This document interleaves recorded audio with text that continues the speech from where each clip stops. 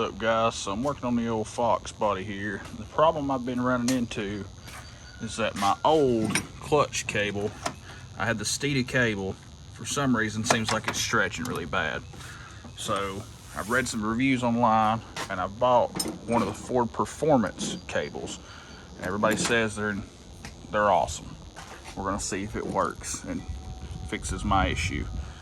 But I've got a little tip here that I kind of figured out. So when you get this new cable out, it comes to this black rubber piece that's slid on the end of this right here into your cable. You got to take that off. Well, you got these little nipples right here on the end that also have to be knocked off. And 90% of the videos I've seen, they've used a grinder. But I'm here to tell you, you do not have to use a grinder. So just a little tip. I've got this utility knife. And all I'm doing with this thing is I'm getting to where these little low nipples are right here. Taking my knife.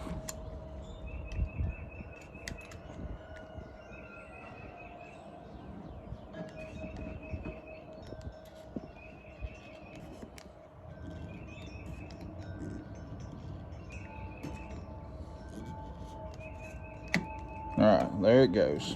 So it's a little rough, but if you take the knife and just skim over it right here, sort of like you're whittling a piece of wood,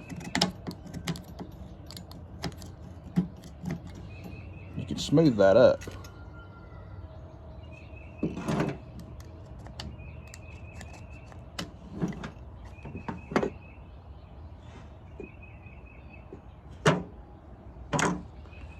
And you don't have to have a grinder. You can use this.